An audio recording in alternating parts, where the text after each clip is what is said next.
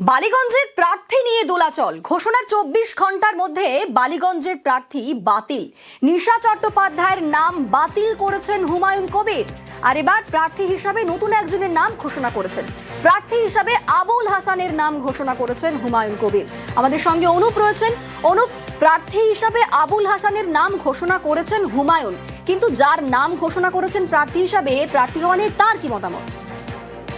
হুমায়ুন কবির নতুন দল ঘোষণা হওয়ার পরবর্তী ক্ষেত্রে নিশাজি যার নাম কিন্তু ঘোষণা করা 24 ঘন্টার মধ্যে সেই প্রার্থী বদল করা হয়েছিল, কিন্তু পরবর্তী ক্ষেত্রে লক্ষ্য করা যাচ্ছে আবুল হাসান, যিনি প্রাক্তন পুলিশ কর্মী, তার নাম কিন্তু হুমায়ুন কবির পক্ষ থেকে ঘোষণা করা হয়েছে এবং এই নিয়ে কিন্তু দোলাচল তৈরি হয়েছে। সেক্ষেত্রে যে প্রার্থী নতুন নাম ঘোষণা করা হলো, তিনি কিন্তু একেবারে ক্যামেরার সামনে এসে হুমায়ুন কবিরের সামনেই জানাচ্ছেন যে তিনি ইচ্ছা প্রকাশ একসময় করে তিনি রাজনীতিতে লড়তে চান না, রাজনীতি দাঁড়াতে চান না, এমনটাই তিনি পুলিশের লোক ছিল এমনটাই স্পষ্ট দাবি করেছেন।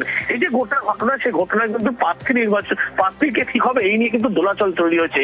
এক্ষেত্রে হুমায়ুন কবির তিনি কিন্তু আবার স্পষ্ট বার্তা দেন যে প্রার্থী হতে গেলে কোনোভাবে লড়তে হবে, তিনি একদম পিছন থেকে দেবেন। এক্ষেত্রে একাধিক রাজনৈতিক ব্যক্তির উদাহরণ দেন, শুধুমাত্র দাঁড়ালেই হবে।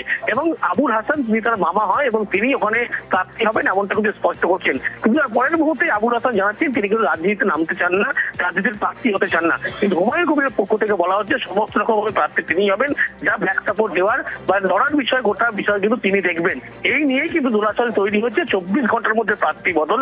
তার পরবর্তী ক্ষেত্রে আবুল হাসান, যার নাম ঘোষণা করা হলো, তিনিও কিন্তু পরবর্তী জানাচ্ছেন তিনি প্রার্থী হিসাবে একেবারে লড়তে চান না এবং ভোটের ময়দানে নামতে চান না। কিন্তু হুমায়ুন কবিরের পক্ষ থেকে বলা হচ্ছে তিনি পিছন থেকে ব্যাক সাপোর্ট যেমন দেবেন এবং আবুল হাসান তিনি কিন্তু বালিগঞ্জ বিধানসভা কেন্দ্র থেকে তার দলের এই প্রার্থী হবেন। বেশ, ধন্যবাদ অনুপ। আমার মামা হয়, ওনাকেই করা হচ্ছে বালিগঞ্জের প্রার্থী। রাজনীতির লোক না, রাজনীতি তো আমরা করব। সবাই কি রাজনীতির লোক হয়? তৃণমূলের যারা এমপি, নুসরত কদিন রাজনীতি করেছে, মিলি চক্রবর্তী কদিন রাজনীতি করেছে। আমি তো বললাম আপনাদেরকে পরে জানাবো, আমি তো রাজনীতির লোক নয়।